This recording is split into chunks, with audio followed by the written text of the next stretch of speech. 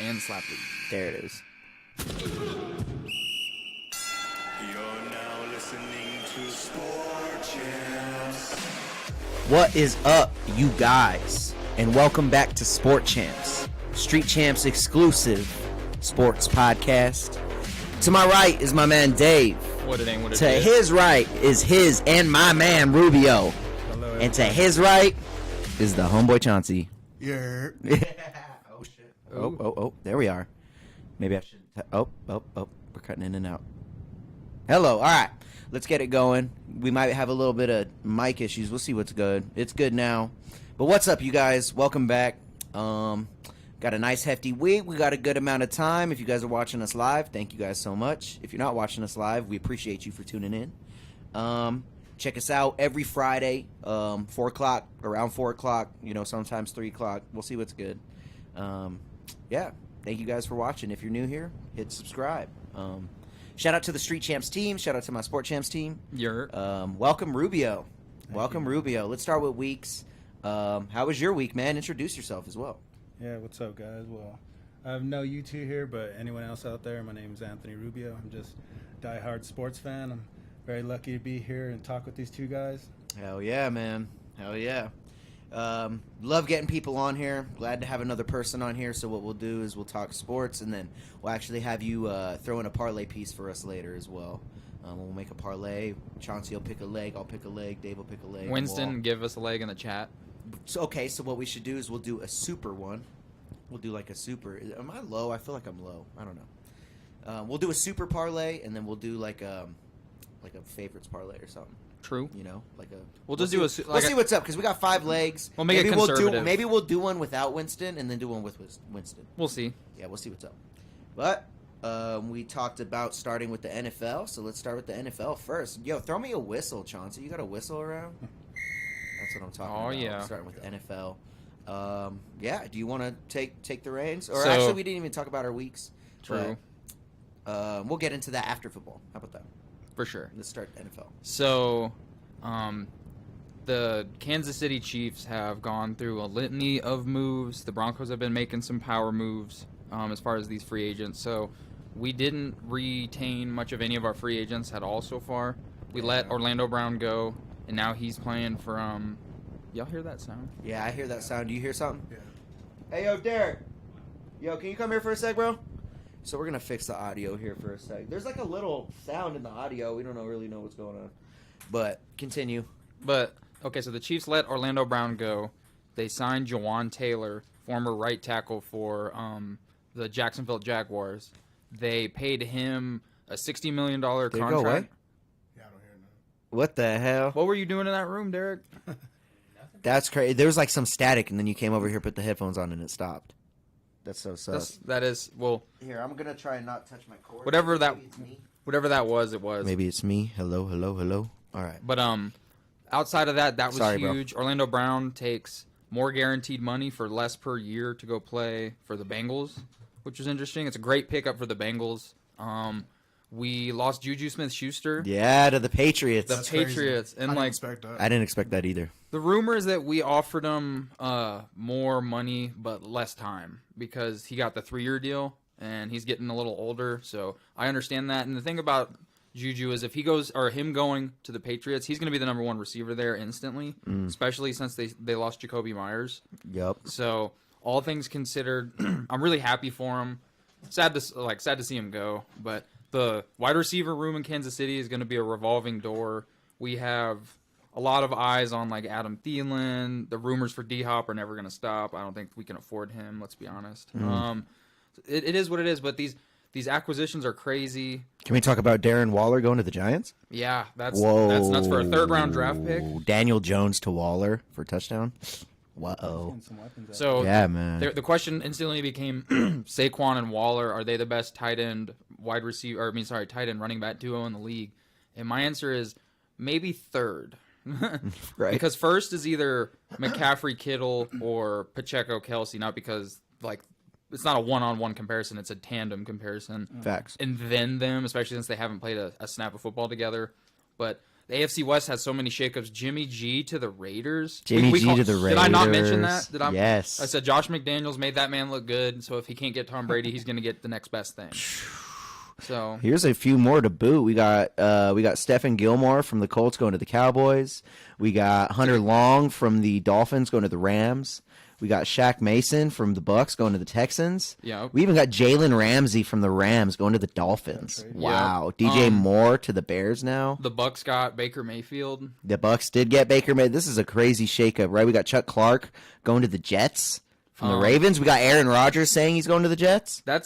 It seems like that is there's probably got to be some type of compensation problem, because to get him from Green Bay is going to want a bag, especially after the way that first pick just got traded, how they got like all those draft picks on DJ Moore.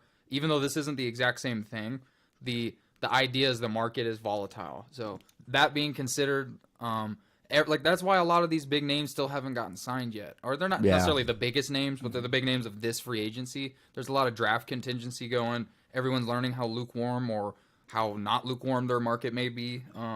There's some still notable like players to be had. Like I'm curious to see where some of these wide receivers do go. Like we mentioned before, there's other wide receivers that are disgruntled with their teams. Like a lot of them. Brandon Cooks. He's gonna he wants out. He's publicly stated he doesn't want to play for that organization anymore. So what are they gonna do? Sit on him and take a cap hit, cut him and take a cap hit, or try to trade him for absolutely anything? We have Lazard going to the Jets too. That Jets are building up. So are the Jets about to do? Yeah, are the Jets about to do what the Broncos attempted to do? Because let's face it, they got Nathaniel Hackett, Zerlane. They got Zerlane. They got Alan Lazard. The only other request was OBJ, and there's no money way I can fathom that they get OBJ and they get Aaron Rodgers unless OBJ takes like an entire like a $1 million deal, and then all of the rest of his salary is just signing bonus. He needs to go to Kansas City, I think. If he goes to Kansas City, just measure the rings again, bro. Pull that a little closer to you, Rubio, too, just so we can hear you nice and yeah, there we go. There we go. Can you might be your cord a little bit messing with stuff. Okay, gotcha. Just coming in and out. No, you're good. You're good now. Yeah. Cool. Definitely, we got Case Keenum to the Texans. You know what I mean? Broncos. Robert Woods to the Texans. Yeah, let's go to the Broncos. Let me scroll down. We got Gardner Minshew to the Colts. Yeah. Wow. Colts cut. What's his name? Matt Ryan. Yeah, I wish they would have gotten Gardner Minshew a couple years ago. Honestly, when they got Carson Wentz, I feel like I personally, as a Colts fan, would have loved if they would have gotten Garner then, just so we could have seen what he did then. But I feel at this point he's only holding that spot for whoever they draft. Crazy. Respect to him, though. Who do you think they're going to draft? I mean, there's rumors that y'all might get like that Anthony Richardson homie from Florida. How would you feel about that? Because he's a little bit of an athletic project. Like he needs to sit a year, if you ask me. Yeah. Check. I would be really excited if they got him. At this point, I honestly have no idea what they're going to do. I feel like this quarterback draft, all the quarterbacks they're not similar, but none of them are head and shoulders above each other. That's fair. Yeah. So it's like these quarterbacks, depending on the system, they can be successful. Yep. Depending on where they land, Hopefully Russell Wilson can figure it out for this year, huh? No, we got Samaje Perine though. You guys got him. That's pretty good. You also got who I think Zach Allen. You guys got Jared Stidham. We did get Jared. Yep, Jared on a Stidham, 2-year quarterback, deal. 2 years. Listen to $10 this. Listen to this backup deal. 2-year backup quarterback deal worth up to $60 million. Wow. Think about that. For 2 years, $10 million contract, $5 million guaranteed. That tells me that and I'm not trying to say this backhandedly, but Sean Payton's either thinking we're gonna throw Russ to the fire, and if he succeeds, awesome. If he doesn't succeed, we're just gonna ride him out so we can take a less cap hit a year later. But Stidham. Wow. Stidham, like, that might be an over-under on him playing, like, over 1.5 games next season. Like, think about it. They wouldn't have gone out and got him, especially with the circumstance, if they didn't think that Russ was their guy. Like, that's just a little bit of a pricey backup, if you ask me. That just kind of says that Sean Payton's kind of looking past Russ, but he's not. I don't think he's going to refuse Russ, Yeah, I see you. Insurance, I think that's a good insurance policy. Absolutely. Stidham came in a couple games last year and did his thing. I'm liking these Giants, man. Daniel Jones, Shaquan Barkley, Matt Breida, Paris Campbell, Sterling Shepard, Slayton, Darren Waller. Like, oh man, not bad. Not bad. But you know what's Two crazy? good linebackers up in there. So I heard this stat that kind of blew my mind. Mariota, the Eagles. So Daniel Jones, who just got this like $160 million 4-year deal, Fat contract. he's never thrown more touchdowns in a season than games played in his entire NFL career. Damn, you hating on him? You hating on Daniel Jones right now? I'm honestly hating on the fact that Lamar Jackson's just sitting there with a You got a tag? He has a non-exclusive tag. Yeah, non-exclusive. That's going to You're be right. a narrative of like the year. We're going to see where he might end up. I really pray that he finds his way to a team that can support his success because he's Right. way too good to be sitting on a team that has like third-string running backs constantly. His best receiver is his tight end, and they constantly are trading his receivers. Who does he have other than Andrew Bateman? right. That's it. So I want to see him flourish, man. He deserves like to be somewhere where he can do that. Where that is, I don't know. But I feel like Lamar Jackson is probably not going to play a snap in Baltimore this next season. Wow. That's my guess. I can kind of agree with that though. Honestly, Unless I they can kinda start see that. If they draft if he's basically the commissioner of that organization's draft and they take what he wants as an expression of how much they want to satisfy him, maybe. But I just feel like he's too jaded at this point. He's put in them like an MVP season. He got him a playoff True. win. Like, what more does he have to do? Right. Speaking quarterbacks, how about Taylor Heineke to the Falcons?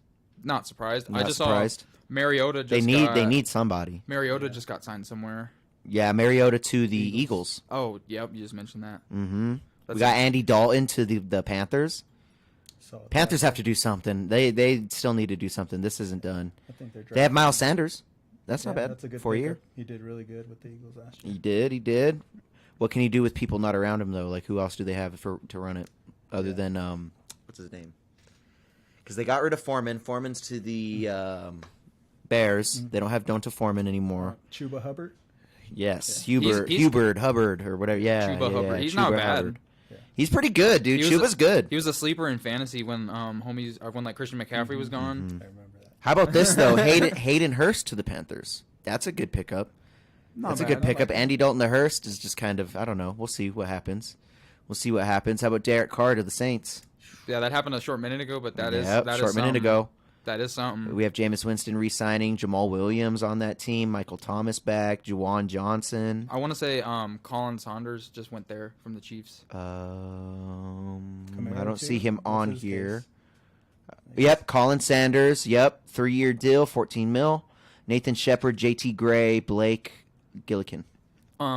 What's his name from Baker the Chiefs? to the Bucks. Andrew Wiley got signed to the Commanders for like a bag. He's 29 years old. He's getting a 3-year deal where he's going to get paid more money than the Chiefs could have offered him. But I'm so happy for him, you know. Facts. Shout out Andrew Wiley. Hopefully EB and company just turns that organization around. Because Eric, in my opinion, the only reason Eric Bieniemy doesn't have a head coaching job is exclusively based on personality clashes. Because let's face it, all other OCs, they got the bag at one point. So Yep. go do it, Eric Bieniemy. Go let them know what you're Get made it. of. Speaking of getting it, Sam Darnold better get it at San Fran, huh? We'll see. Sam has moved around, huh? Poor Mr. guy. Darnold has moved around.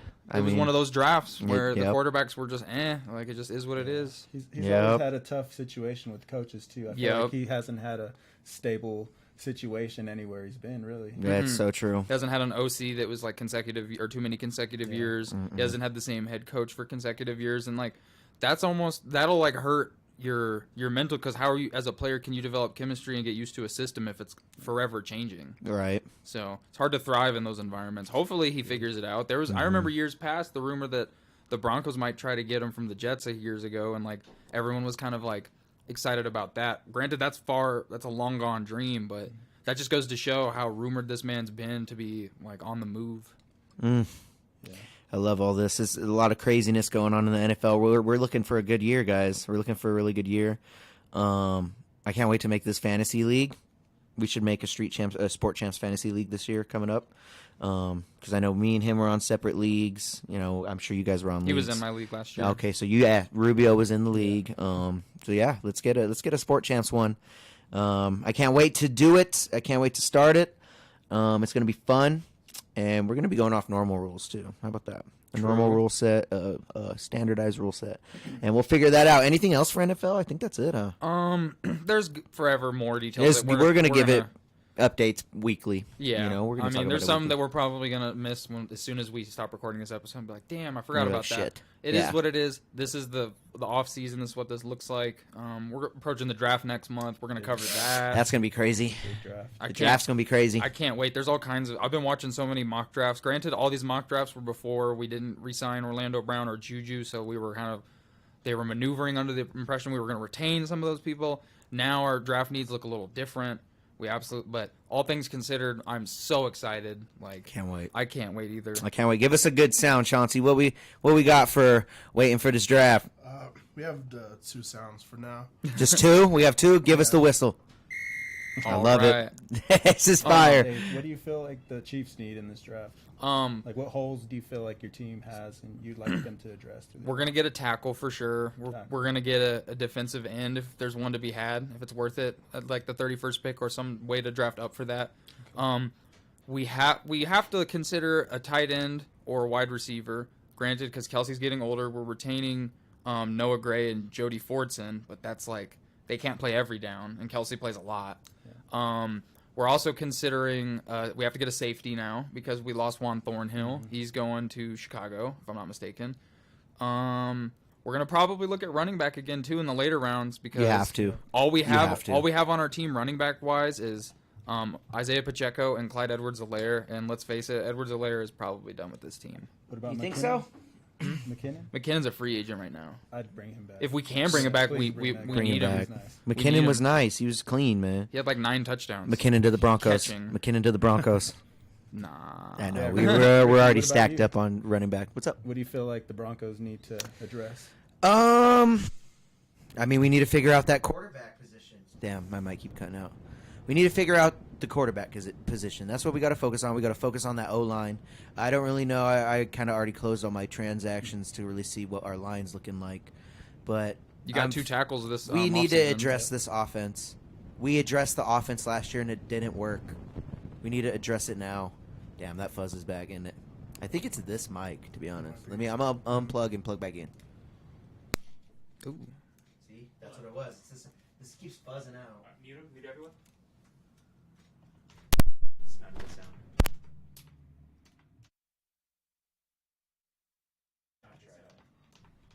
Hello. And we're back. That's way better now, huh? Yeah, it kept cutting out. But, I really think the Broncos need to just address this offense. I'm not a coach. I really don't know what else they need other than good offense because, our Yeah. defense has been good for years. Yeah. We needed to address the coach thing. We addressed the coach thing. Oh, yeah. Hopefully these coordinators get it done. Hopefully Sean Payton keeps these guys in line. And we'll see what happens. Speaking of head coach, y'all have a new head coach now. Yeah, we do. Shane Steichen. I'm pretty excited. I mean, What is his style? Is he like OC based, DC based? yeah, he was an offensive coordinator for the Eagles. Oh. The past 2 years, I believe. So Jalen Hurts, Yes. like MVP brigade, if you will, was at the hands of that dude's brain. Yeah, he was part of it. Him and Nick Sirianni, which he was the offensive coordinator for the Colts 2 years before. So that makes sense about the Yeah. foot in the door. Yeah. So yeah, I'm very excited. I liked what I saw with the Eagles at times. The times that I did watch them, they Yeah. were running all over, throwing all My over. mic's out and again.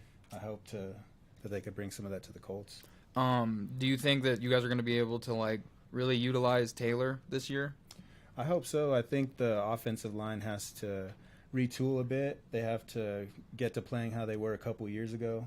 I mean, Quentin Nelson, that guy, with him on the team, everyone else kind of gets tougher.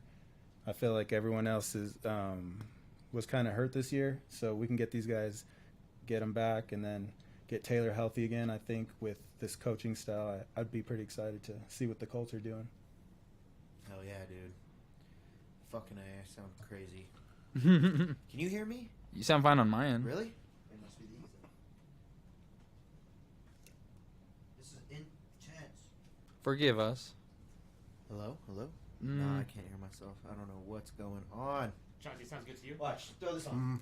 Throw this on. Tell me this. It'd be louder. He sounds mad quiet. Mad quiet. I don't know what's going on. I don't know whose mic it is, but it just sounds muffled. Or sorry, y'all. Bear with us with this technical difficulties. That we don't know what's going on.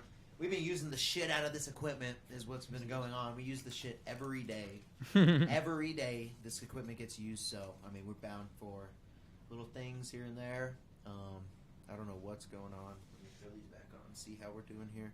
Check. It just, what it's doing is it's like, it will be good for a second and then it'll flip back out and then go back. It's fucking annoying. But keep going. Let's keep going while we kind of try and figure this out. Well, in some NBA news, the MVP favorite odds have officially swayed, and Jokic is no longer the favorite. I like that. Joel Embiid is currently the favorite. That's crazy. He had it locked He's in. doing That's what amazing happens, right though. now. Anything can change, you know? Yeah. And let's put a pin in that for a second and actually switch to our weeks. We didn't get those off. Meant to get those off after football. So, Rubio, how was your week, dude?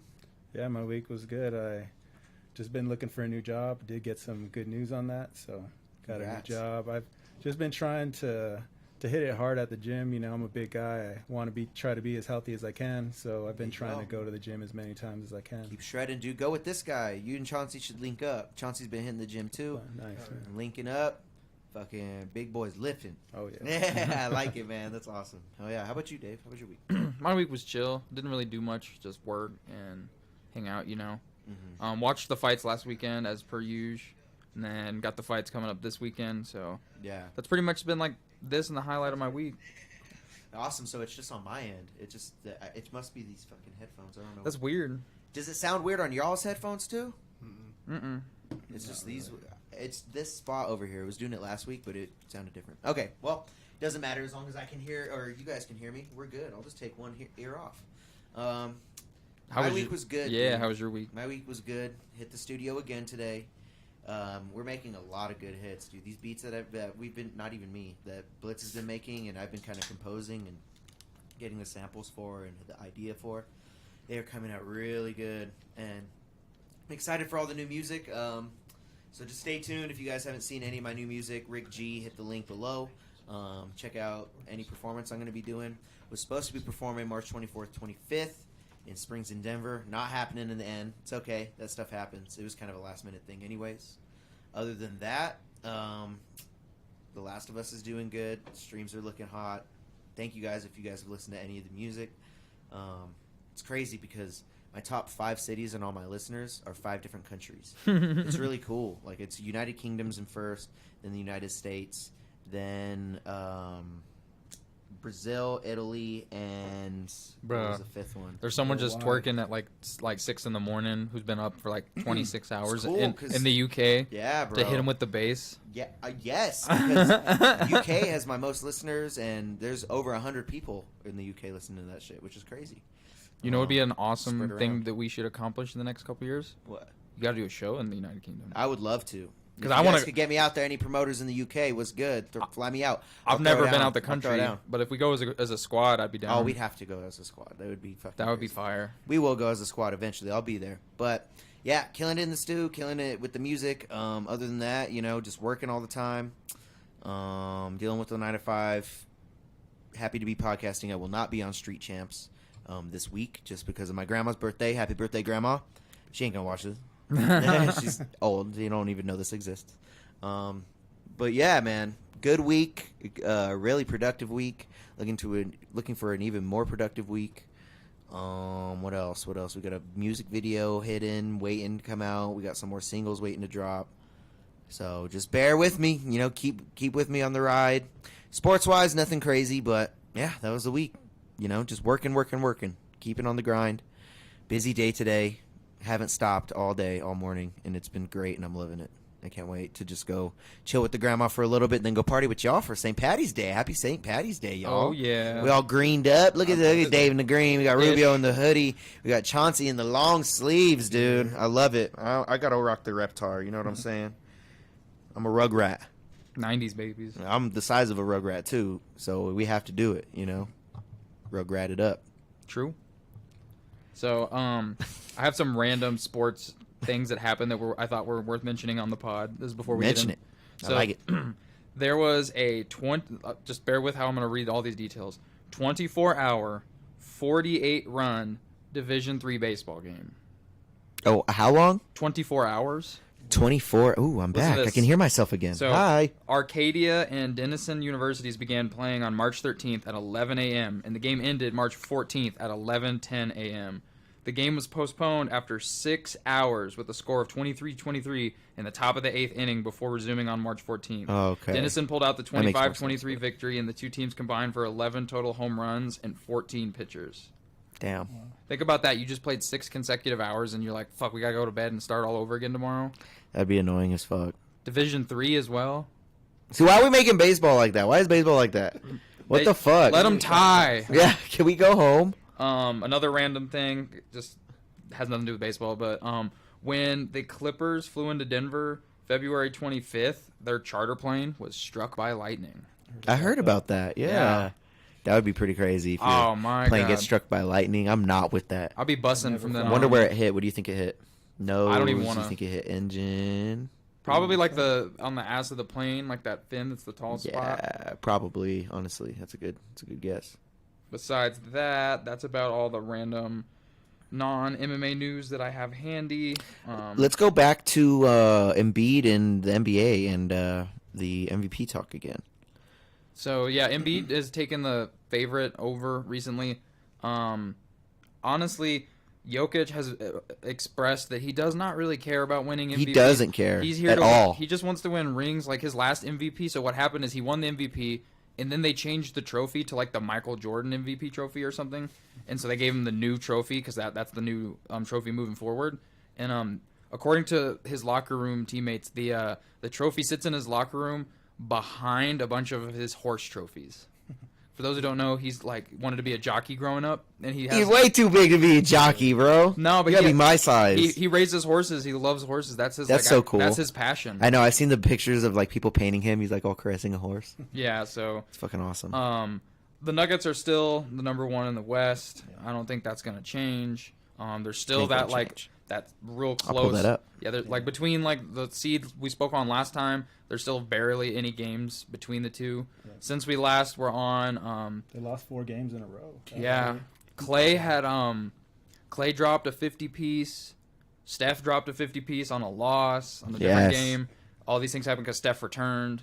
And we're sitting at 47-23 for these Nuggets, 30-6 for home. Still having fun in the home games. Oh, yeah. But this away game, 17-17 on away games. So it looks like we need some home games, guys. We're on 1 win, right under us though. We got the Kings, 42-27. They're looking pretty good away, 21-13, 21-14 at home. 2 wins under their belt right now. Under them, we got the Grizzlies in 3rd, Suns right after that, Clippers, Warriors, Timberwolves, Mavericks in 8th. Then we got LeBron and the Lakers right under them. So a couple of footnotes on that list. The John Morant situation. Yep. So he was 3rd place. So they gave him an 8-game suspension, I think, for the whole incident. He's checked himself into like counseling. He doesn't necessarily need to go to rehabilitation, but he's taking counseling. He's all showing the blicky at the damn strip club. Yeah, and so That's that's those in Colorado. yeah. I was at Yeah, it was at Shotgun Willie's, right? Yep.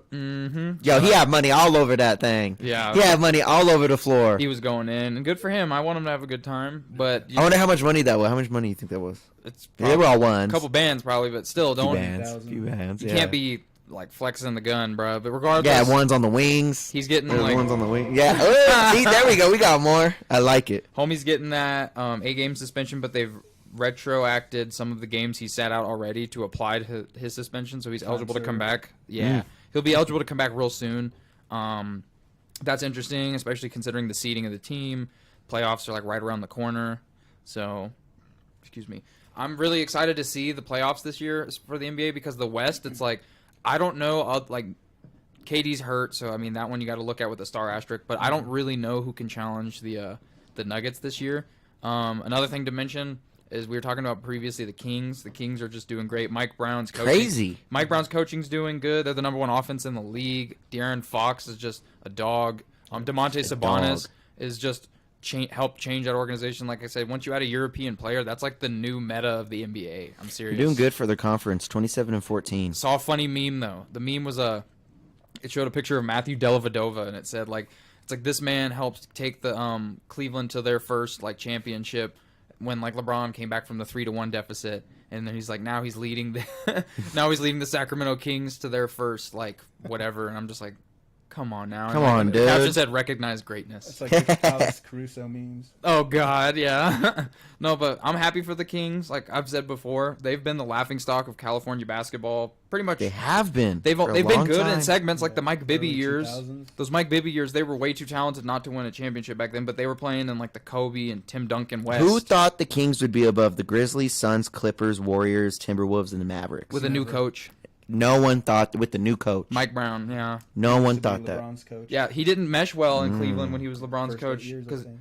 they apparently players didn't like his attitude or whatever. They thought he was kind of an asshole apparently. So like I said, when he went to Golden State and he's been with Steve Kerr all these years, he took advantage and absorbed like the things that as a coach that you can control within a team and those variables that you can control, how to navigate that. I think he absorbed a lot of that from Steve Kerr. Granted, that locker room is Hall of Famer written all over it. You know what I'm saying? Got mad rings in that locker room, so you couldn't ask for a better locker room to inherit. That being considered, Mike Brown is not an accidentally good coach. Like, Facts. this isn't a coincidence that they've gotten all this talent. They add him, and then they're the most potent offense in the league right now. Doing it. I Doing it. really want them to make a run. I've said this before. They used to play in the Kansas City in the 80s, and then that's when they eventually sold and left to Sacramento. So I still got a little piece of my heart that belongs to those It's teams. fire. I like it.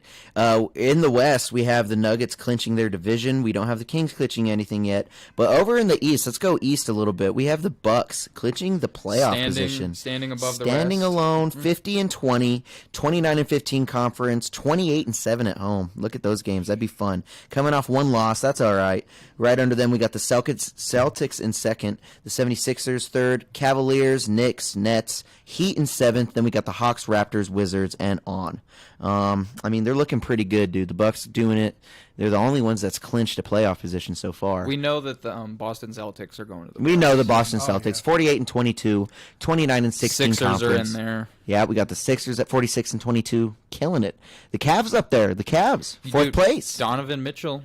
No coincidence. Right. I like seeing him not in a Utah jersey and killing it. I like the Knicks up there too, fifth place, not bad. They're going to be playing in the playoffs. The Knicks are so wishy-washy when it comes to like the way They were play washy ball. last year. Well, This year they're wishy. Well, they have some more talent. They added that one player from Memphis. I can't remember his name at the moment. But Julian Randle, R.J. Barrett, like they've had weapons. They've had pieces. Yeah. Their coaching has been questionable at times. I feel like something about New York basketball and sometimes sports in general just has like a curse to it. Yeah, they've been coached for a while. Yeah.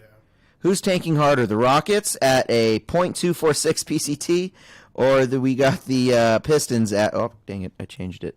Oh man, it went away. They're At all .225. They're all in the 16 lottery. and 55. So you have equal chance lottery odds when it comes to the bottom barrel team. Oh, really? And The so like equal? it used to Okay. be if you were Good the enough. last team, your odds were the most stacked in your favor. And now it's like the last like couple teams have equal odds. The NBA is really trying to crack down on that if they're under the impression you're doing that, because that hurts ticket sales, and ultimately that's a big thing they make money on: ticket sales, concessions, merch, shit like that. And if you're not selling out, putting asses in seats because you're losing, that can really like hurt a team's overall net worth. So another reason that they're doing that is they're implementing what's it called, game played minimums to be eligible for certain awards now. So like, once you go to the end of the season and you're like the number one seed, you have like Kevin Durant, you have LeBron, you have whoever it is, you're gonna like try to come up with like bogus medical excuses like, oh, he has a sore back, he's got back soreness, he's not gonna play today, something like that.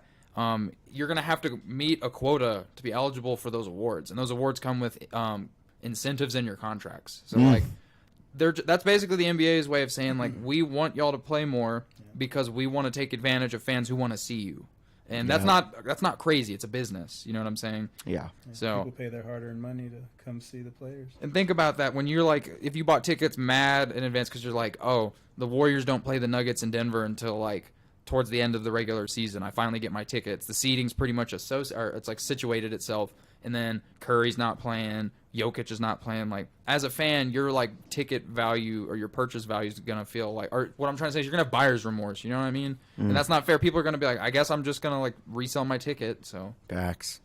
let's switch the gear and talk about March Madness. Y'all Oh. watching? Y'all watching March Madness?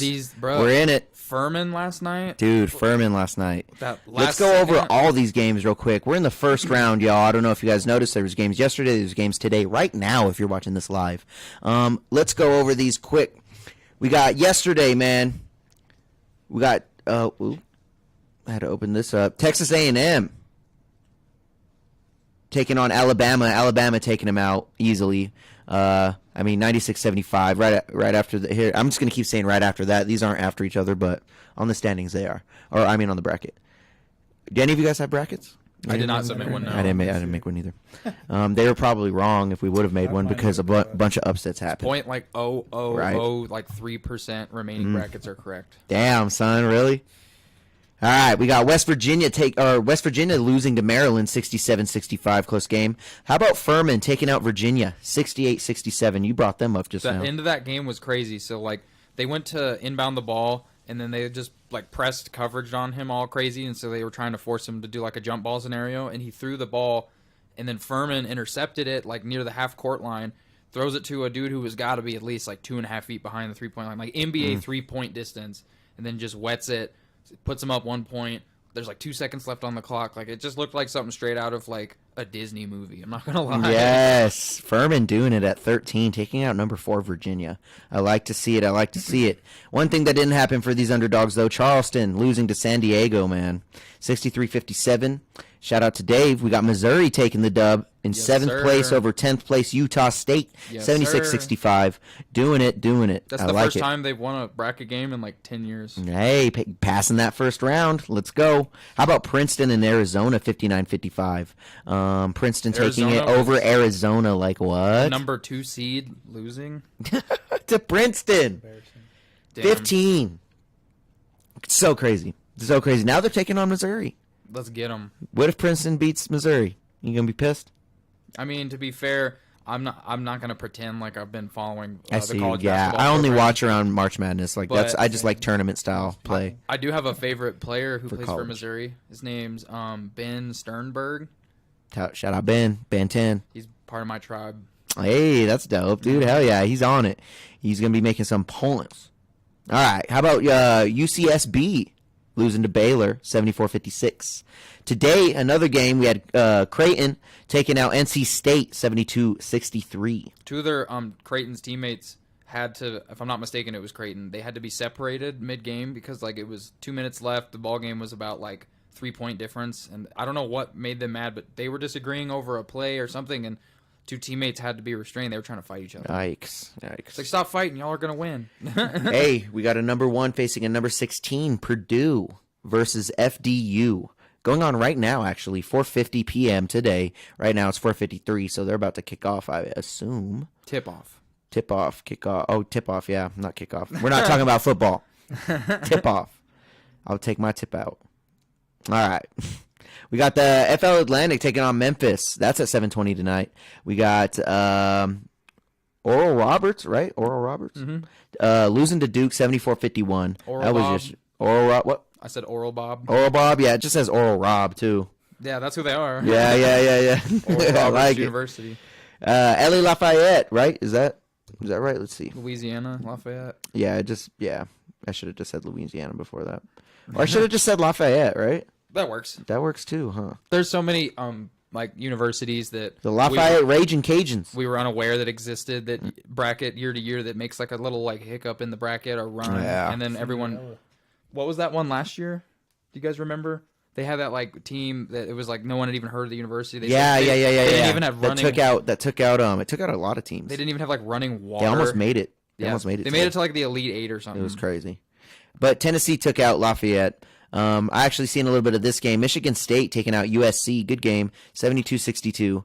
And then we had Marquette taking out Vermont. I mean, everybody's seen that coming. Number 2 against 15. 78-61. Today, again, 5:10 p.m., we got Providence, Kentucky, Montana State, Kansas State. Today, again, Pittsburgh beating out Iowa State at number 6. Damn, we got Pittsburgh and number 11 doing the damn thing. No Okay, surprise. now they're going to take on Xavier, number 3. Big East school. Took out number 14. Texas, number 2, taking out Colgate.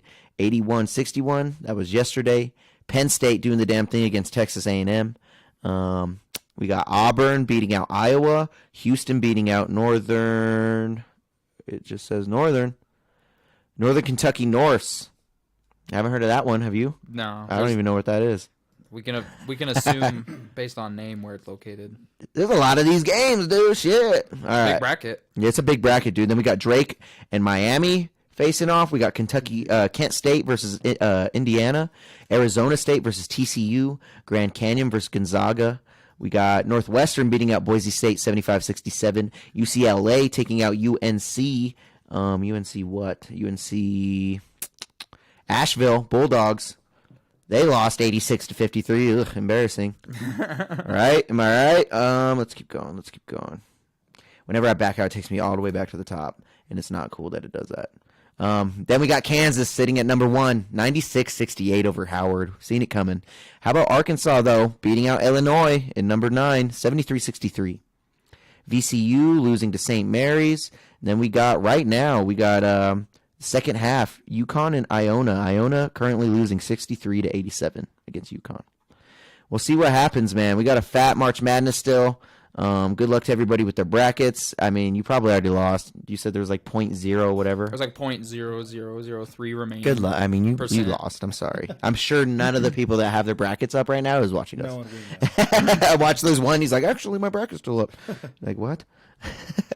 That's your March Madness rundown right now. There's a lot to take in right now, I know, but, it's going to slim as the weeks go on.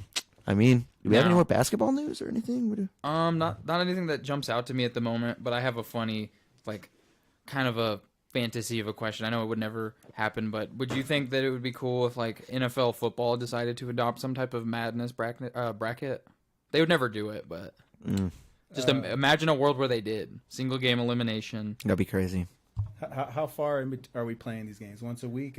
How long is this tournament going? Yeah. Damn. March Madness long enough. They got to rest because picture playing a game of football and then having to play another one a couple of days later. Oh, damn. Well, true. That's another reason why it probably wouldn't happen. But if you I could, feel like if we made it pretty long, like a year-long tournament maybe. That'd be sick if they dedicated a year to they made instead of the Super Bowl, call it something else. But they would. I don't know. Maybe not. Everybody loved the Super Bowl. We'll see. I don't know. They're expanding the college football playoffs, I think, in 2024. So that'll be exciting. That will be exciting. Craziness happening in the sports realm. Should we talk fights? What are we talking? I think we're ready. Hit that button, Chauncey. Time to talk MMA. Now it is time, indeed, to talk MMA. Let's bring up these last fights that we talked about last week. Jan versus Dvalishvili. And, we kind of called it. We kind of seen what was going to happen. I called it on the pod if you want to watch last week. I kind of said, hey, it's going to be hard for Jan to do. I mean, Merab's going to do what Merab does, and if you're fighting Merab's fight, you're going to lose. And that's exactly what happened. Yeah, I mean, Jan was obviously capable of winning that fight, but his key to victory was he had to pretty much knock him out. It didn't seem like he was gonna pull that one out of the. But I mean, Jan was pretty known for being able to smash mugs. Actually hold him out. If you think about it, beat him down. That Ray Longo fight camp that Aljamain Sterling's a part of, they have trained against Piotr Jan and beat him twice. Once by disqualification, once upright. Now a third time with Merab. So yeah, and so we're just in that same pickle that we anticipated. All the other top matchups at that weight class, other than Sean O'Malley himself, are taken. I don't think that the UFC is going to do Merab versus O'Malley, but if they did do that, I bet it would be on some terminology. I would be real grim if they did that. I'd be like, damn. Well, poor O'Malley. You know what's going to happen. Yeah, dude, no one's beating Merab. He's too good. Like I said, I feel like Merab, if Merab wasn't fighting with Aljo and looked the same version of himself, he would be the favorite to beat Aljo. Yeah. Which, it is what it is. I'm super happy. Iron sharpens iron, so that's why they're both, that's why they're great. Forever improving, but UFC's in that pickle where it's just now you have a belt that's in tandem, and then Henry Cejudo's fighting for it, which I'm all for that. I love Henry Cejudo. He left on terms that were money based, nothing else. He's still still young enough to take a title and hold it for a while if he so chooses. What's next for Merab though? We got Chito Vera's next fight coming up. Sandhagen. That poor Sandhagen. Yeah, Cheeto's probably gonna win that. I see it.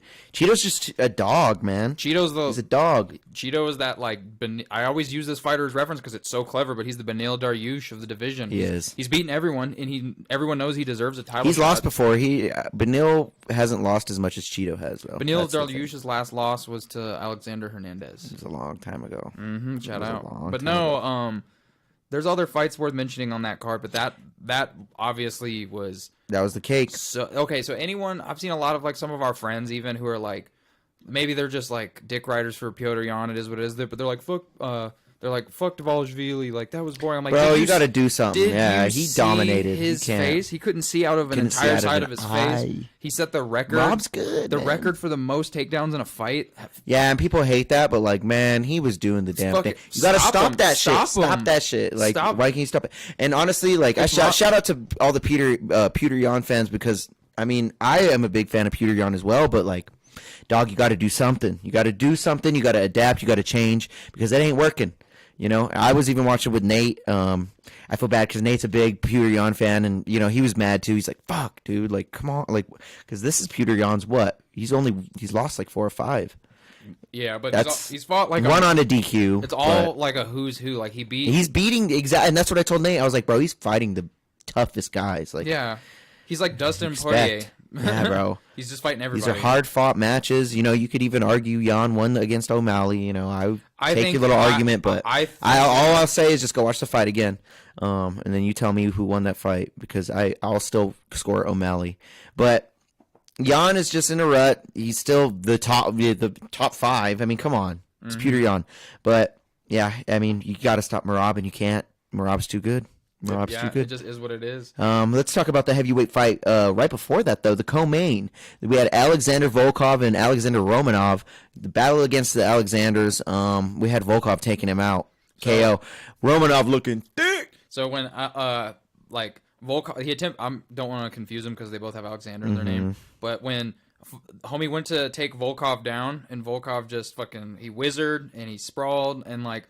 The second that was over with, homie was gassed, and that's all she wrote. That is all she wrote. I called it. If you guys check out the parlay piece I picked last week, my leg was for this fight to not go the distance. It did not go the distance. No. First round, 2 minutes and 16 seconds. Heavyweights never go the distance. Never. Well, rarely. If they do, I'm super surprised. Deryk Lewis. That's why we picked it up. That's why we pick up that. Then we got Nikita Krylov. Before that, taking out Ryan Spann. I don't think either of us gave Krylov the rub he should get. Especially for taking out Mans in the first round. Yeah, and at a catch submission weight. At a catch weight. I feel bad, but after a flurry. I mean, he won that fair and square. He run it fair and square. Shout out to Krylov doing the damn thing. 30 wins now. 30 wins in his career. Congratulations, bro. You're doing the damn thing. You have more wins than Ryan Spann has fights. I like to see it. Then we had Said Nurmagomedov getting the loss. Shout out to Jonathan Martinez. Shout out to Factory X. Shout out to Jacoby.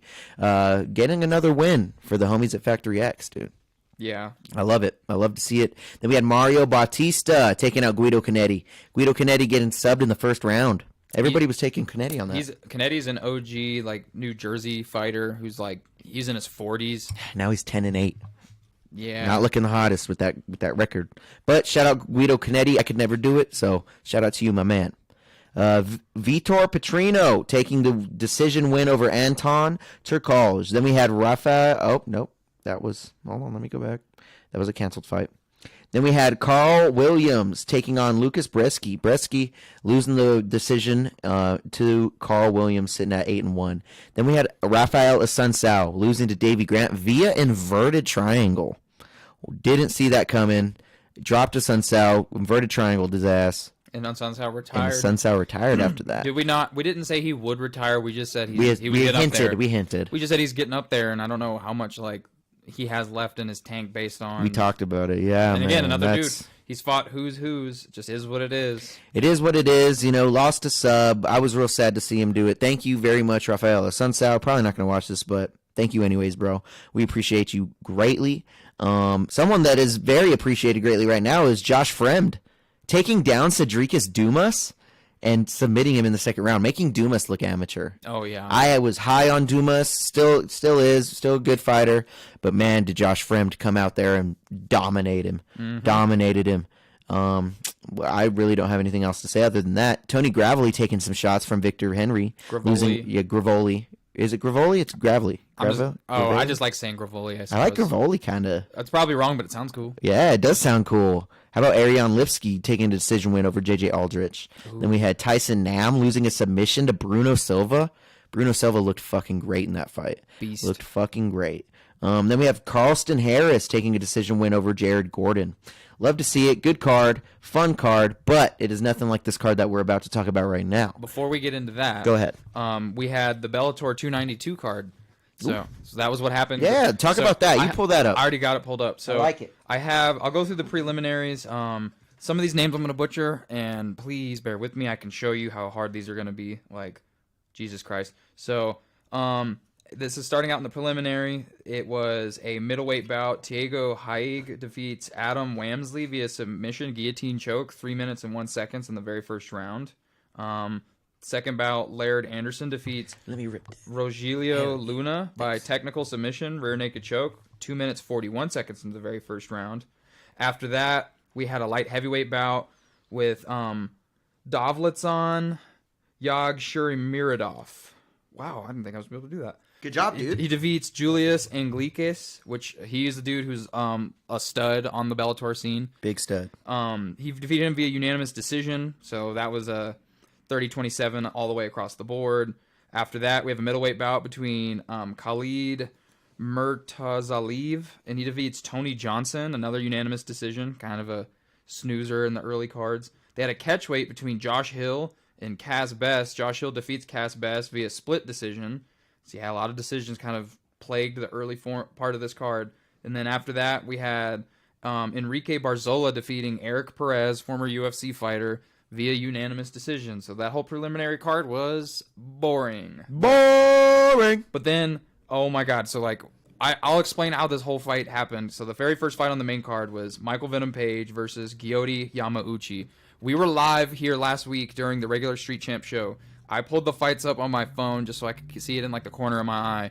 They were like announcing the names, and then I was waiting for the fight to happen, and then like I like look over because we were mid-conversation on the pod, and then when I look down and I see MVP doing a bow, and I didn't see them even touch gloves, I'm like, what the hell happened? I watched the replay, and in 26 seconds, MVP walks Yamauchi down to the cage, throws a mean leg kick to Yamauchi, which was checked, and fractures his kneecap. No, so it didn't fracture it. What was that? Okay, that was Chauncey. It immediately snapped his patella tendon. Oh, okay, so the tendon immediately cut. So it. You see, severed it. His kneecap just went doop, and like it was okay. So Michael Venom Page is now the supplier of the two most vicious TKOs I've ever seen in mixed martial arts before. Imagine severing a patella tendon with your foot. This man fractured Cyborg's skull and retired him on a flying knee, and then proceeded to throw a fucking pokeball at him.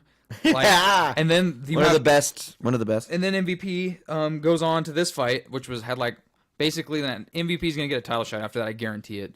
MVP goes up against Yamauchi, who is just a patient striking monster who had everything in his tool belt to like compete with him, and he didn't even have the opportunity to stand for 30 seconds because MVP is just like, I'm just gonna fuck you up on one kick, dog. So that was disgusting. Like that wasn't like. It was gross, bro. And so that's literally changing that fighter's life. He didn't even do it on. That's how you check a kick, which with your knee or you turn your shin. He folded his knee out, or you flick your leg back. He tried to fold his knee out and then like push it in a way. Just hit perfect. And then MVP just snapped that. It was disgusting. That shit was insane. You guys know what the patella tendon is? That's what makes your knee bend like this. Yeah, it's the tendon like this. Yes, and he cut it. Like, that changes everything. Yeah, he had that OT Genesis kick. Just cut it. Cut it. Ow!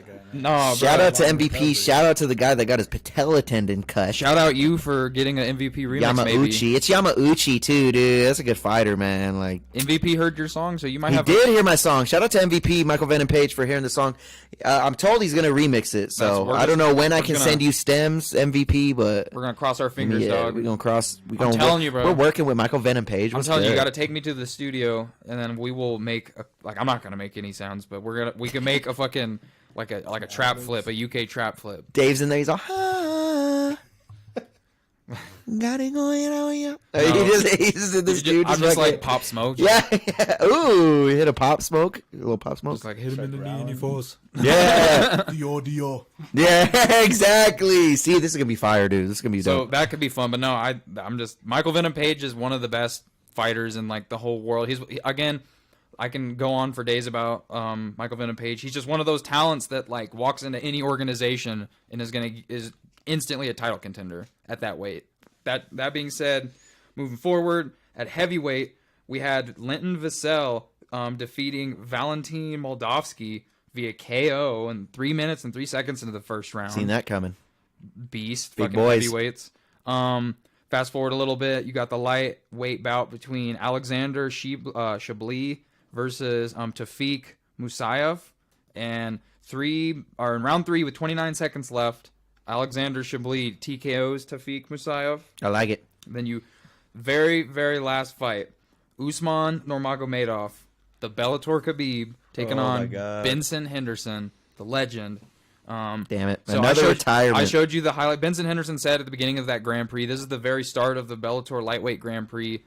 He said he's retiring if he loses any fight in this tournament. And that was the first one. In the Bellator, just to show him how much they love him, they're like, all right, cool story, you're retiring. Here's the champ. Like, so they just feed him. Scott Coker taking a page of Dana's book. Bro, I want to give Usman Nurmagomedov a lot of credit. Like, Usman's performance was beast. so good. He's a beast. That people are instantly asking, like, Benson's hard to do that too. well, first of all, you saw that switch kick. Yeah. He went to throw what Beautiful. It looked like a very clear body kick when his knee was coming up, and then just flicked it up. He fell down doing it. He loses a little bit of brownie points because he himself You fell lose down. a lot of brownie points with that. But yeah. you dropped Gotta land the Benson kick. Henderson with a head kick. No one on a betting line saw that coming. No. And then he proceeded to like take the back, just beat him up for a few more seconds, eventually gets him against the cage and just chokes the man unconscious. But shout out Usman Nurmagomedov. Shout out this Dagestani kill squad. I seriously think with Usman Nurmagomedov, MVP, Johnny Eblin, a lot of this talent that Bellator has really been putting to the forefront, you know what I'm saying? There's been a couple of times in UFC history where a rival organization outside of Pride has really, like, people have put their eyes on it and said, like, wow, maybe there is talent elsewhere that, like, UFC might not have absolutely all the best talent. Strikeforce is an example of that. Elite XC is an example of that. Bellator is an example of that. A commonality between all of those is promoter Scott Coker. Scott Coker is, I would argue, a better fight promoter from the sense of, like, he doesn't have the same machine that Dana's always had. Dana made that machine, built that machine, groomed it. That's all Dana's, like, doing, but he's really had to get it out the mud to try to get talent to his organizations, and he's never failed to do so. So shout out Scott Coker, shout out Bellator. I think Usman Nurmagomedov could legitimately give Islam a great fight. I would not bet who would win that, and they would never fight each other because they're from the same fight camp. But think about the talent that they have. Like, so I don't know. I like fighting so much that you don't have to be under the UFC banner to entertain me. I like it. Kind of reeling off that a little bit too. Did you hear Francis Ngannou? Oh, yeah. On Ariel Helwani's? He said after he does his boxing, he's down to between 1FC talks with Wilder, then 1FC or PFL. So the reason why PFL makes a lot of sense is because PFL has a lot of money. They have like kind of insurance I don't policies. want him to go to PFL. Go to one, dude. Go to one. Give me these fucking juicy, beautiful juice. Bro, go hold on. juice Bro, for one FC, bro, please. you go juice, bro. If he goes to 1FC, Give me a Uber, Francis. If he goes to 1FC, they're gonna have him fight for their. I guarantee you, any amount of money, they'll have him fight for their kickboxing heavyweight belt as well as the heavyweight belt. Francis, take my money. Francis in a striking only bout, bro. Take my money. Say less. Say less. If you put him in the PFL, you're just guaranteeing this man $1 million once a year. Boom. That's all you're doing. Boom. 1FC signs Francis. Boom. Step in. May 5th. Me and Dave out there watching Francis Ngannou fight for 1FC for the first time live in Denver. That would be nutty. You know how crazy that'd be? Those are the dreams. That's the pipe dream right now. Come on. Make it happen. No, world. We got to see that. We have to see that. There's a lot of like stuff going on in the MMA world right now. And one thing I wanted to do too, I don't think the PFL is going to work for Francis. Like, no. Their season thing, their how much you have to turn around in the PFL, like He wants a bag, but the reason give him the bag and let him the fight reason how he I think wants. 1FC might work is because like the platform for PFL, he doesn't walk into the PFL and fight for a belt. He walks in the PFL, baptizes a bunch of like lesser competition, Not to say that they don't have upper competition that could beat him, but just putting it like bluntly, he just baptizes a bunch of homies, wins the tournament, gets the belt. That's how their platform is. There's no belt retention. Now he goes over to ONE FC. He walks into a title shot. He has to. He walks into a title shot, dude. With the bag, with the biggest bag. Hold on. What if Francis? This would be illegal. What if Francis Ngannou enters the ONE FC open weight Grand Prix Muay Thai tournament? Get out of here! That ain't fucking cool. Just Rod Tang looking at him like, don't make that matchup. That's fucked up. Don't do that to Rod Tang. I mean, Francis would swallow you up and spit you out. Oh, that's so crazy. I don't know. That's gonna be so huge. The whole like the open weight thing. This is the biggest thing since like the open weight tournament that Pride did back in the day, and the winner of that was Mark Coleman. Now, does the UFC hear all those talks happening and be like, Francis, come back, dude. Damn, come back, Francis. Now, I doubt it. I don't know if you've been keeping up. This is kind of a slight tangent. I don't know if you've been keeping up with like the Food Truck Diaries with Brendan Schaub and like all of those. A little bit. I watched the Rampage one. So yeah, I'm referencing that one as well as the Frank Mir one. So they're starting up. Frank Mir and Rampage are a part of this thing called the UFL, which is like the Ultimate Fight League or whatever. Man, there's already enough, bro. Get out of here. So the way that we got enough, dude. We got 8. We're already dealing with 8. So here's why they think they do. They think they separate themselves because they're gonna have life insurance for all the fighters. That's awesome. And then they're gonna have like life insurance, medical insurance. All the fighters get a wage. You just get a monthly wage as long as you take fights. Doesn't sound sustainable. But get this. I don't like that. Get this. Much. They're going to be doing. What? Do you remember the IFL? Dentists? Are you familiar with the IFL and what their platform used to be? It's where Roy Big Country. I've heard of IFL. Yeah. So the IFL was basically it was kind of like a hybridization from the PFL is today. It's like International Fight League, isn't it? Yeah. So what it was is it didn't make a lot of sense. You had teams that represented certain areas. The fighters weren't necessarily from there. They would have teams, and it was like teams earn points, kind of like the PFL's fighters earn points. Fuck out of here with that. Anything can happen with the. And then there was a fight. There was a winning team at that point, but the way that the UFL is apparently trying to do it, according to like Rampage, is they're gonna do like it'll be like 2 fighters that represent a team, but a team won't represent a country. It'll be like Team Rampage, and so that team will train under the. Yeah, I'm not really buying it either. I'm just like they're spitting it. I mean, why are we doing so much? I'm curious. Pay the fighters. But what they want to be? Pay the fighters. Did you hear what they want to be though? Cool. They said that they want to be the equivalent of the LFA. They said they want to be. They said they want to be the interim. Like they want you to be like the more regional MMA. Why are you going to be regional and interim if you're doing all this bullshit? Like no one wants to deal with all this bullshit in the interim. Dude, they'll just go to the LFA G League. It's already the G League of the UFC. Like what? Why? I don't know. I see it as just another one of the money plays. It's a money play. Like what? I mean, I don't know if it's going to sustain. I'm just referencing it. No, it's not going to sustain. Speaking of probably not being able to sustain, you want to talk about Slap League? That event. I'm not gonna lie. That was fun to watch. Shout out. So I only watched the first few episodes of Slap League. Didn't watch any of the other ones. Seen a lot of the clips, but shout out Robert Trujillo from our motherfucking town. 719, stand up for Robert Trujillo winning his finals match. Let's go, Rob. So you did it, bro. I was on FaceTime with Jake because he was like, I think he was leaving work or something, and he was like, yo, shout out Jake. Yeah, Jake's like, Mr. Roscoe. He's like, let me watch that. And so we were FaceTiming as it was happening. And after that one homie slapped Robert the second time, and then the camera looked at Robert's face, and he had these like eyes, and then Jake immediately, I swear to God, like Jake goes, bro, I've seen those eyes in sparring. He's about to sleep him. Very, very next strike. Boom! He hit him good. Yep. Shut down. So that was impressive. There was a couple of like shitty ones in between. How about Darius the Destroyer getting dropped by Wolverine. First hit. That was impressive. Good night. Wolverine's the champ. What's his Chris KO Thomas when he went up against Jesus. I can't remember his last name. Jesus. Is it Trejo? I don't know. That's a comedian. Regardless. Shout out Jesus Trejo. Regardless, I felt bad for the dude going up against KO Chris because KO Chris never got slapped once the whole time. He did not get touched. He literally just got to slap people there. Tell me how Static called it. To do with the fucking pierced ears. Mm-hmm. He's just like, yo, he's like, Vern's gonna fucking slap the shit out of me. He's like, and I'm gonna get back up and knock him the fuck out. And that's exactly what he did. That was the most boss moment of that whole card. I can't remember a dude's name, but there was like the co-main where it was like the heavyweight winner of the show versus that dude who was one of the coaches. Oh, And, yeah. oh my god, it was so loud. The knockout, like homie was just R.I.P.. yeah. Crazy. Get him, John. Power Slap is not gonna. Power Slap is not gonna be on TBS. Yeah, this next they've season. already It's gonna claimed be it. on Rumble. Now I ain't downloading that shit. I downloaded it on my fucking The Roku fuck? just for that because I wanted to watch it because I'm like, this is Is it already? entertaining. Did they already film it? The second season. No, Okay, we have cool. no details on when All that's right, going to cool. happen. Their next event. We'll see what happens. All I know is I'm gonna pay attention to it, but based on the way that people have received it, I'm gonna go out on a limb and assume that this doesn't stick around very long.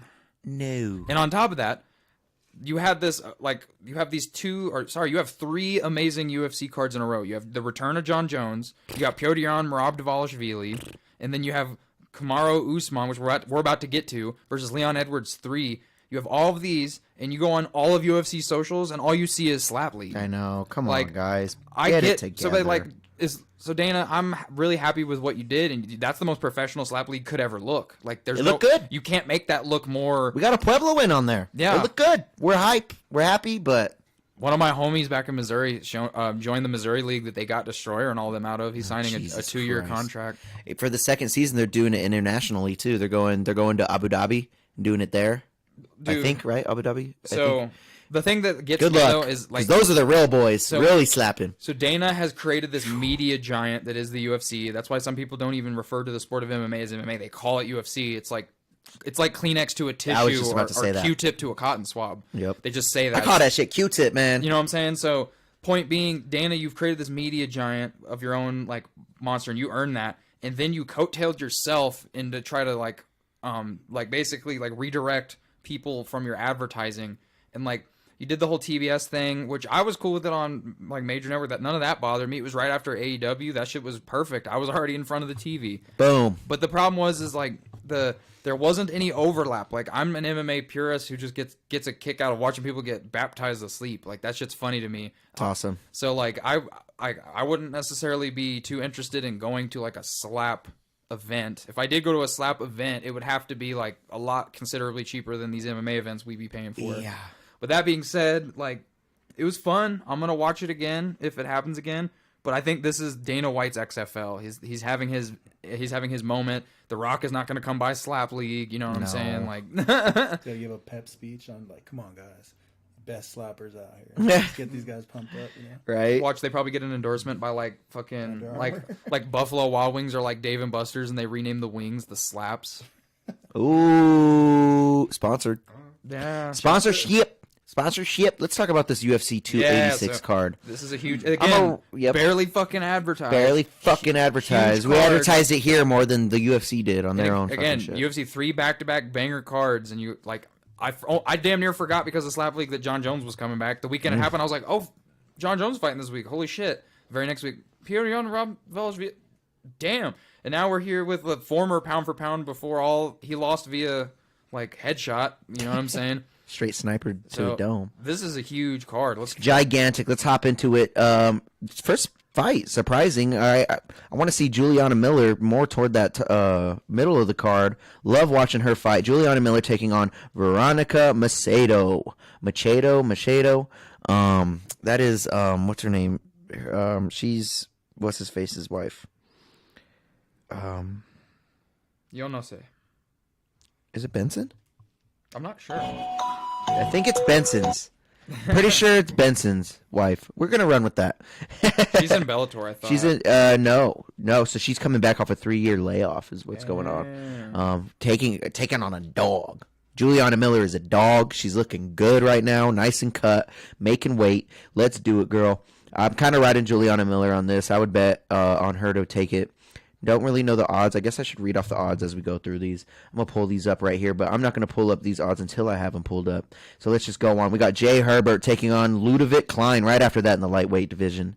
Right after that, we have Joanne Wood, 15-8, taking on Luana Carolina. That's going to be a good fight. That's in the flyweight division. Speaking of flyweights, talk about Jake Hadley taking on Malcolm Gordon. 14-6 Malcolm Gordon, doing good. Let's just see what happens with that right there. But one I did want to talk about was Christian Leroy Duncan. We have a lot of people riding with Christian Leroy Duncan right now, taking on Dusko Todorovic. Not a easy customer right here. Let me pull up these odds too. I'm kind of riding Christian Leroy Duncan. I do want to pull up the odds for this fight in the lease. Let's see where we're at with this. Go to prelims. Oops. Oh, passed him up. Yep, Christian Leroy Duncan sitting at a -205 over Dusko Todorovic. Good pickup for Christian. I would pick him up, maybe even pick him up inside the distance. Right after that, we have Lerone Murphy, 11-0, 1-0 contest, taking on Gabriel Santos, 10-0. Both of these guys undefeated. We have Lerone sitting at -172. We have Gabriel Santos sitting at +144. I mean, it's a pick 'em kind of. A little bit on Lerone Murphy's side, but I mean, I don't really know too much about these fighters other than they're undefeated. They're 145ers. So yeah, 145ers. Expect some energetic battle. And always, guys, you got to pick up the under 2.5 flyweights. Any flyweight that I'm reading off, you might want to pick up the under 2.5 because most of the time they hit. All right, we're going on to Mohamed Mokaev taking on Jafal Filho. I got Mohamed Mokaev. He hasn't lost. He's very dominant. He's sitting at a -820. So, I mean, what does that tell you about him? I mean, no pun intended, but tell me Philo don't look like a predator right there. Look a little predator-ish, Looking a little predator-ish. He looks like a predator that works at Aeropostale. And he's sitting at a +570, so if you want to make a little money on this guy, he could upset Mohamed Mokaev. These are 125ers again. These under 2.5. Yeah. Under 2.5, where we don't expect it to go to the third round, basically. So we got Sam Patterson taking on Yanal, Mr. Yanal Ashmouz. We got 10-1 Sam. We got Yanal sitting at 6-0 undefeated. Yanal sitting at +240 though, even though he's undefeated, doesn't matter against Sam Patterson, -295. Look at that. That's a lightweight fight. Another lightweight fight right after that is Chris Duncan, 9-1, taking on Omar Morales. Omar sitting at 11-3, sitting at -108 against Chris Duncan, -108. That's on FanDuel. Seeing it all go down. We're kind of getting out the prelims now. Very last prelim. We got Jack Shore coming out in featherweight. He's never fought in featherweight. He's going to be fighting Makwan Amir Khani, 17-8. Makwan, kind of taking on Makwan toward the end of his career, especially with this odd. Look at Jack Shore sitting at -500 against Makwan. It's pretty disrespectful to Makwan, but I think Amir Khani only has one path of victory here, and it's by submission. So, maybe if you want to hedge Amir Khani by sub, throw a little sprinkles on that. That could surprise you because Jack Shore more than likely will come out there and do his damn thing. He was great in the lower division. Now he's moving up. All right. Weird. Oh, there it is. Okay, there's just a lot of bets for the main card. Going on to the main card, let's start from the bottom. We're talking Marvin Vettori taking on Roman Dolidze. This is the title eliminator bout written all over it. Yep, -275 Marvin Vettori, Roman Dolidze 225 plus. I mean, I'm going Vettori, maybe by even decision. If you pick up Vettori by decision, might be very nice for you. Middleweight's kind of in a pickle because they've had a lot of regurgitating talent because Izzy's beat basically everybody twice. Yeah. Except for Alex Pereira or whatever. That being considered, you kind of have Robert Whitaker sitting on top of the rankings until further notice. I mean, Izzy's above him, but he's getting the rematch. I think the UFC they don't care who wins, but if Roman Dolidze wins, it's going to be really easy to market a new talent in the middleweight division. And this is like his cusp. So if he could somehow get it done against Marvin Vettori, who's just an unrelenting juggernaut of a wrestler with cardio for years. There's long reach, but it's a 15-minute fight though. 185 pounds, 15 minutes. Dolidze can do it, man. He's sitting at 12-1, bro. He's definitely got some recipe for success. Yeah, dude. But this is his biggest test for sure. Yeah, big test, big up. We'll see what happens. Title contender right here. Fought Izzy twice, so he's got two championship caliber bouts under his belt, and he lost to Whitaker, so at least 3. It's crazy. He's going in deep. Going in deep. I don't even know who to bet on that. Vittori was probably the favorite because of his wrestling pedigree. Vittori is sitting at a minus 275 over 225. Deletes it. That sounds right because of the wrestling. Yeah. But it's 15 Vittori, minutes. It's 15 minutes. It's 15 minutes. Anything can happen. Roman can catch Vittori. We'll see what happens with that. Right after that, we have Jennifer Maia taking on Casey O'Neill. I'm riding Casey O'Neill. This is the girl right here, 9-0, undefeated in MMA, undefeated in the UFC, taking on Jennifer Maia, 20-9. Yes, she has the experience. Yes, she's good on the ground. I would say even better on the ground than Casey O'Neill. And I'm going to say that very loosely because Casey O'Neill is very good. But I'm going to be riding with the girl, Miss O'Neill, minus 172, taking on Jennifer Maia, plus 144. That's a good pickup for Casey O'Neill, if you ask me. Let's move on right after that. I might even put Casey in our parlay. That would be a nice pickup. Right after that, we have Gunnar Nelson taking on Brian Barberena. Welcome back, Mr. Gunnar Nelson. Minus 390 is a good welcome back present. Minus 390 over Brian Barberena. Never count Barberena out. He was an underdog for his last, I want to say, 2-3 fights, and he won them. So his comeback against Robbie Lawler is amazing. Amazing. Everybody had Robbie for that fight. It was a great fight. Honestly, Brian was taking shots there. This fight has under 2.5 written all over it. You think so? I could kind of see it going the distance too. Gunnar Nelson. Or Gunnar by sub. Gunnar by sub. Gunnar by I sub. feel like Brian Barberena is not the type of dude. Like, he's never in boring fights. Yeah, you're right. He's going to bring it to him, and it's either Gunnar is going to pick him apart or he's going to crumble under the pressure. I think it. there's no in between. I like it. How about Justin Gaethje in the co-main lightweight versus Rafael Fiziev? I'm not trying to be mean. I'm really not trying to be mean, but this is my main event. Yeah, okay. There's no shade on the main event. I love that main event, but like, It's a big main event. If I'm being honest, before we even get into the main event, I think this is the one fight that has the biggest question mark all over it. Justin Gaethje is, as we know, just a complete chaos inhibitor. Like, nothing. He's never in a boring fight. He always throws his all. Like, he's not capable of fighting like point fighting is what I'm trying to say. So him versus Fiziev is going to be crazy. Fiziev is less experienced. Crazy. But, like, they even asked Fiziev at the press conference, they're like, hey, like, do you feel like you want experience? He's like, this time, like, a year or two ago, you said you wanted to slow roll it. You didn't want to, like, catapult yourself too fast. And when they asked him on the mic, he's like, yeah, but I just keep winning. Like, he hasn't lost in the UFC. He's so good. It's just another one of those European fighters or non-American fighters that just, like, they come from places where they have nothing better to do. You know what I'm saying? Better. They have to get out of their circumstance somehow. And they don't have the privileges of opportunities that, like, some of these other fighters do. So that being said, not to really compare the two, but god damn, like, this fight is going to be bananas. Bananas, dude. This fight might be, like, just go watch the Michael Chandler versus Justin Gaethje fight. I think that's the last time I remember him fighting. Fiziev might go out.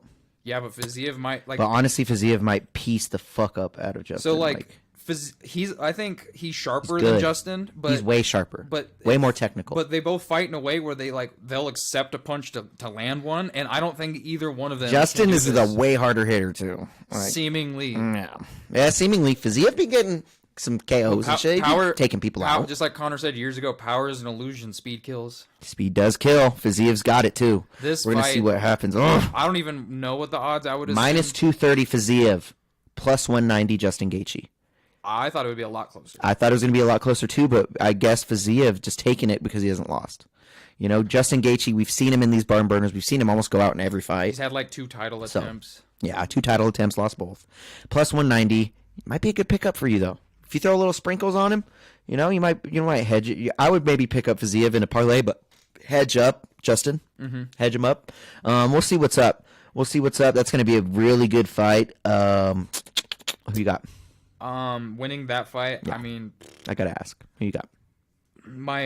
So my heart says Fiziev's gonna win. If I was to bet, you want Justin, but I want Justin, Colorado's own. We're riding with Justin Gaethje. Gaethje about to get this win over Fiziev. He's knocking his silly ass out. All right. No disrespect to Fiziev, very good fighter. We just got to ride with the Colorado boy. You know, that's what we're doing. We're riding Justin Gaethje. So we'll see what happens after that. Now. The big talk, the big main event. Headshot, bang, dead. Yeah, pound for pound. Pound for pound. Kamaru Usman, 20-2. Taking on Leon Edwards, 20-3, the champion. So the champion head kicked him cold. Kamaru dead on the ground. So those now odds, he comes back. So if we watch the sample size of every minute that They've fought. This is their third fight. They're not even really pressing that it's their third fight. It's the third. They're kind of calling. They might even be calling it Usman Edwards 2. I wouldn't be shocked if that's. I wouldn't be shocked because Kamaru just kind of dominated the first one. Yeah, or but maybe not dominate, but won basically decisively. Every round that they've fought, Leon has lost, except that one head kick. That's all she wrote. Right. It's all she needs to be. There's nothing Right. wrong with that. Like, that's a win. You can't take that away from him. He's the best in the world until proven otherwise, and we're about to see this weekend. But one variable that I think is a really big one that isn't being really talked about that I thought would sway the bets a lot more. I know Kamaru's got to be the favorite. If Kamaru does exactly what he did last time and just doesn't like headbutt homie's shin, he's gonna win again. Yeah. But that being said, this fight's happening in London, bro. It's in London. Leon has the title, doesn't want to lose it. That last London He's training fight his ass night, off. You remember how wild that London card was? How bananas that audience was for like. Just bananas. So that being said, they're gonna be riding for their They're gonna boy. be chanting. They're It's gonna be doing all of nuts. It's gonna be nuts. I think Leon, Leon to win, he has to go in there with like a mindset that's just basically like, you have to take this from me, not I have to solve the Usman riddle again. Nope. That's not what You this is. gotta take it from me now. So if I'm Leon, I'm sprawling dramatically and I'm sticking and moving and I'm throwing like low leg kicks because you're not catching a low leg kick, bro. Yeah. So all things considered, I But think he's still on one foot for a low leg kick, so he could even just enter in and. he has the tools to do it, but I will never bet against Kamaru Usman. I'm sorry, I just can't. I mean, you're on the wager side. We're at minus 240 Kamaru Usman, plus 198 Now, for Mr. Edwards, if you're not, the champion. If you're down, look up Kamaru Usman. I believe he's 35.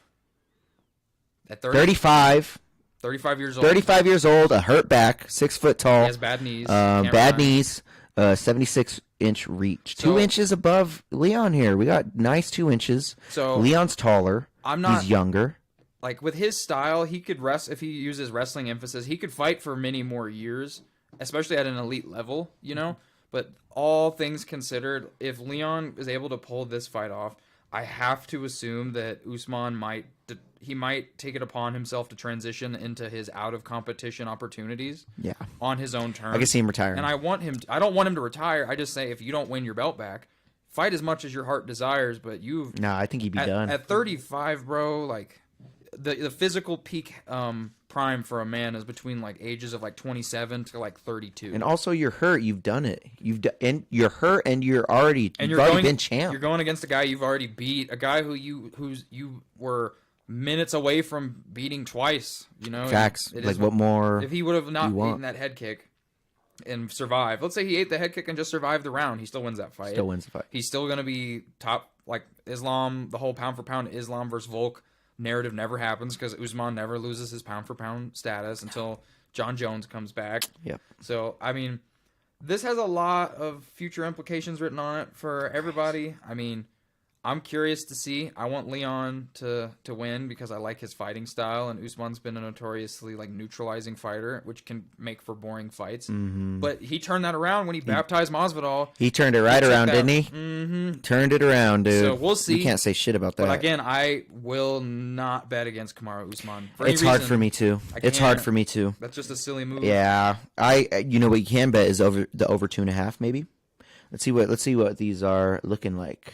This is probably going to be another decision. Yeah, that's my opinion. Like I could see it. Either we get a whole like a masterclass from Usman, like we've been used to seeing on some of his, because I don't think Leon's like going to get dropped. He has never shown us signs of being weak jawed or like alluring into poor striking tactics. I just think that he'll get taken down, smothered, maybe choked out. I could see him getting something like that, but I would have to say Leon's going to be riding an energy that's going to be damn near impenetrable in that building, and you're not even going to be able to hear like the end of the round whistle type shit. If they're banging, bro, that's just going to be nutty. This is a good parlay leg right here. If you pick up this main event fight to end in round 4, 5, or decision, that's a minus 260. Not bad for a nice parlay piece. Just throw on there. Other than that, they have an over and under on FanDuel. Over 4.5 minus 196. Under 4.5 plus 152 for this fight. So, not the best odds, not the worst odds, not the craziest odds. I'm looking forward to this fight, man. I really don't know what else to say other than that. that is your UFC 286 rundown. I mean, it's going to be crazy. It's going to be fireworks. I can't wait. We're sitting on a St. Patty's Day Friday, and we got fights the next day. We're going to drink some green beer and some green shirts, watch some not green fights, some red fights, some bloody fights, you know. I can't wait. That is your UFC. What else we got, man? Do we even have anything else? Nothing that's really jumping out to me at the moment. Maybe we could just make our parlay pieces. We have like some things coming up in the near future, you know. We have like next week we got David Benavidez versus Caleb Plant. That's coming up. That's gonna be good. Ryan Garcia, Tank Davis coming up. I can't wait. That's gonna be crazy. I'm right. I'm Team Garcia all the way. I'm Team Garcia as well. I honestly think he can do it. I like Gervonta, and I would not be the slightest surprise if Gervonta knocks him out, but I'm riding with Mr. Garcia. I think it's possible. Faster. If Ryan Garcia can avoid, like, I mean, there's the whole gist of a boxing bout. You want to avoid dude's power, but if he can avoid dude's power and just make it a frustrating bout, and can, like, just exercise that he's a little bit bigger and faster, and like, I think he can win a decision for sure. He's longer, man. He's got to keep that distance, but you know who's good at closing distance? Gervonta Davis. But the thing, Tank Davis' bread and butter is like from okay, so like Ryan Garcia's boxing IQ is very high. So like if you watch highlights of Tank Davis when he gets his moments, it's very like predictable. He likes to like back you up in against the cage, which who doesn't do that, you know, or the ropes, I should say.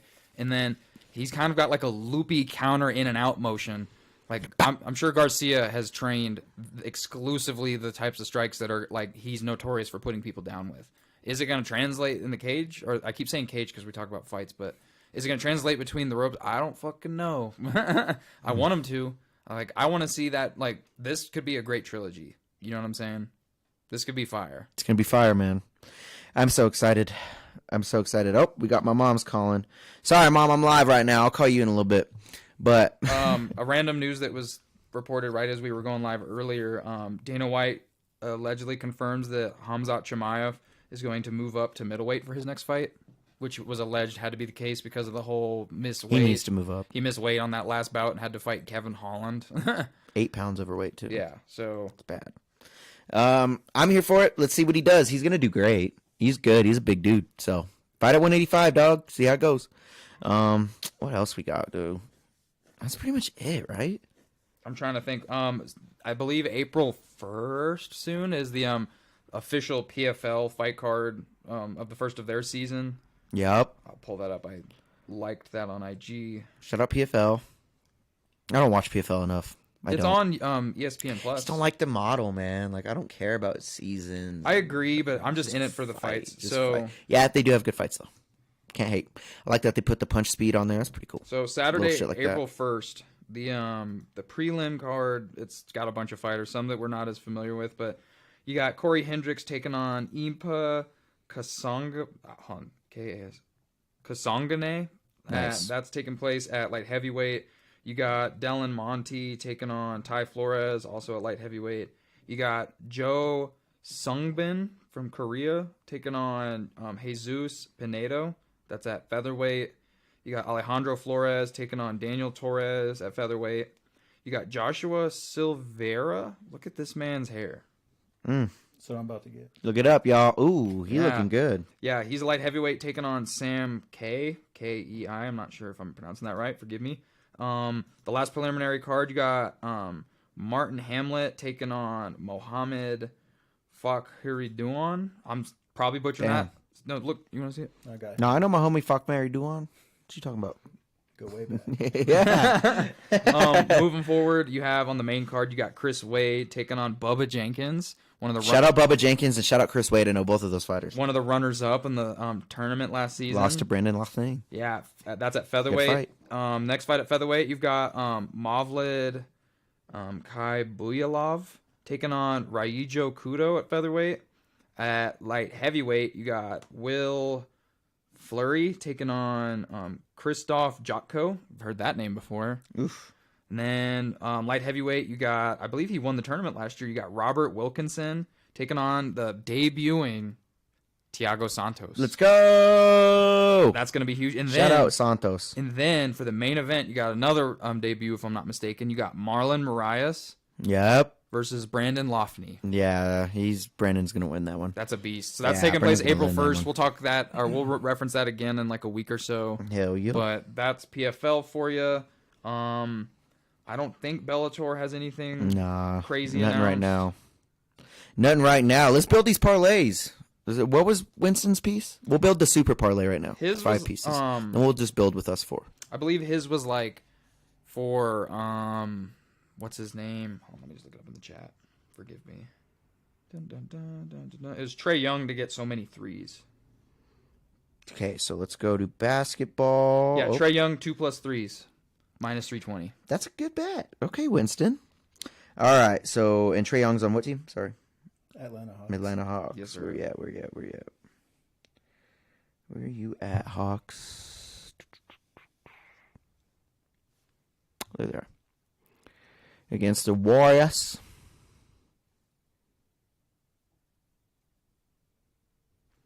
I'm not finding the threes. It's probably going to be under other bets. Mhm. There they are. Player threes. Mr. Trey Young over 2.5. Just 2 plus. Or Okay, so let over me 2. go down. Let me. Over 2.